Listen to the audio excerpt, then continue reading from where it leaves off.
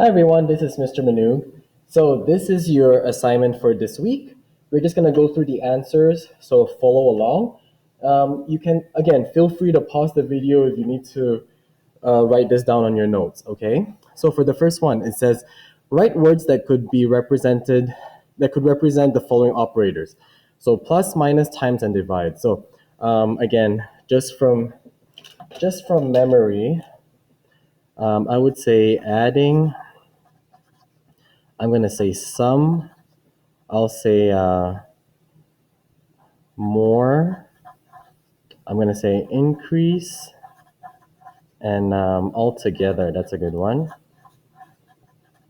How about this one? This one is gonna be subtraction. Well, subtract is gonna be the difference. I'm going to say take away. I'm gonna say decrease. Okay. Is there any more that you guys could think of? How about, let's see.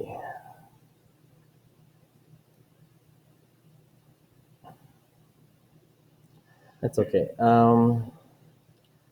It can be minus, right? Now for multiplication, again, this is multiply times, okay?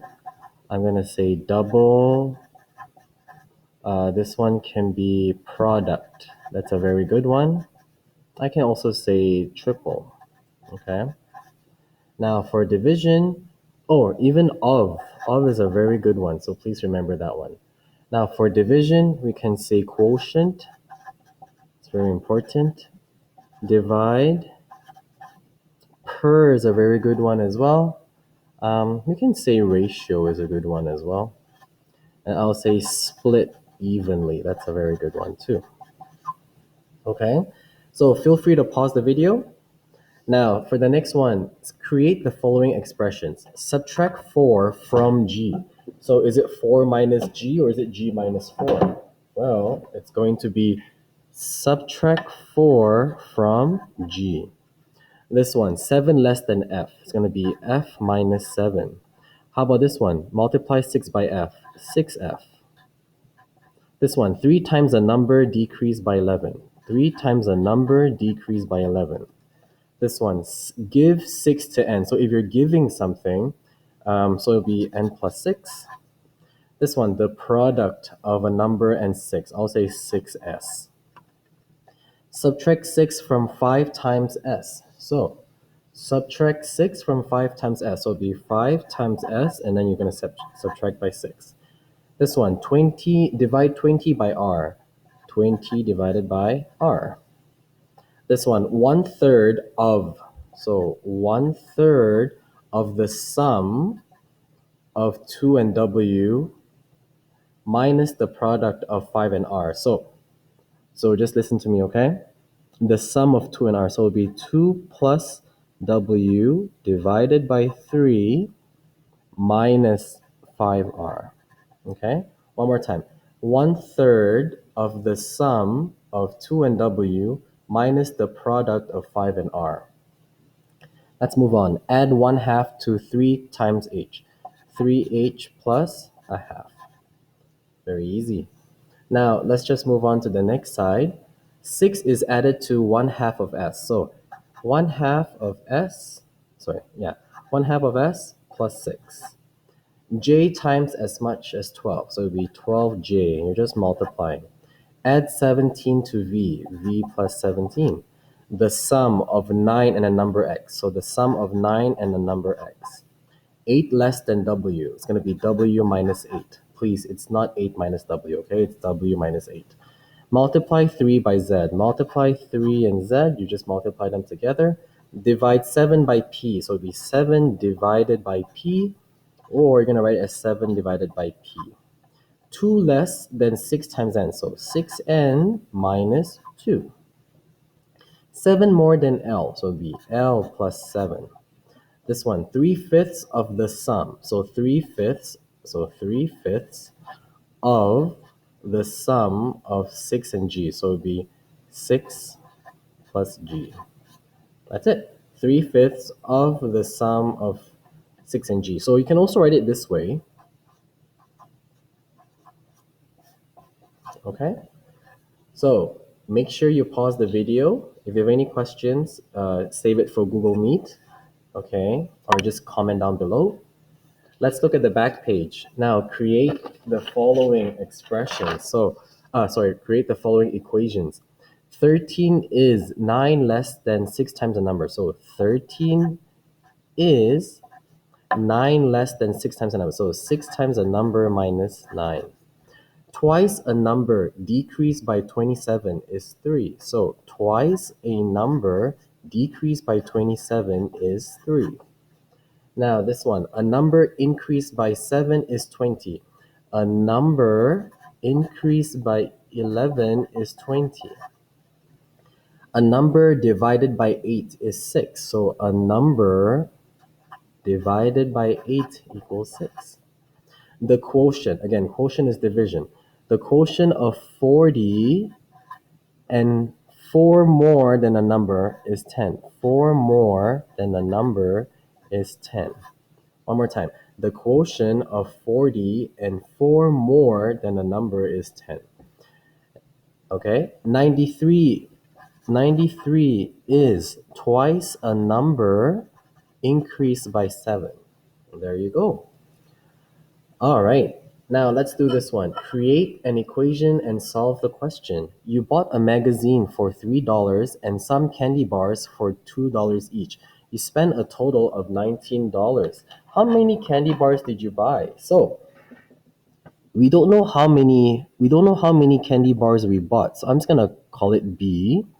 So again, you bought a magazine for $3 and some candy bars. So if you bought one candy bar, it'll be $2. If you bought two candy bars, it will be $4. If you bought three candy bars, it will be $6. So it's going to be 3 plus 2b. And you spend a total of 19. There you go. That is my equation. So now we need to solve it. So 3 plus 2b equals 19. I'm going to subtract 3 on both sides.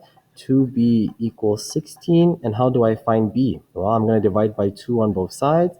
And b should be $8. Okay, now let's look at the next one. Eugene had $24 to spend on 3 pencils. After buying them, he had $18. How much did each pencil cost? So we don't know how. So he had $24 to spend on 3 pencils. Okay, so we don't know how much it is. So I'm just gonna say we don't know what this is. We're gonna call it X. So I'm gonna say 3x, right? Because you spent on 3 pencils, but you had 24 and now you have $18. So what operation are you thinking of? Well, you have to think of subtraction, isn't it? So for subtraction, just give me a second over here. So for subtraction, it's going to be 24 minus 3x gives me $18. Does that make sense? So because if you think about it, you spent 3 pencils, but you have $24 to begin with. Okay, so you have, yeah. Anyways, let's just do it right away. 24 minus 3x equals 18. Okay, I'm going to subtract 24 on both sides. Now I should get negative 3x equals negative 8, 9, 10, 11, 12, 13, 14, 6. So I'm going to divide negative 3 on both sides, and each pencil cost me $2. Okay? So make sure you pause the video so you could follow.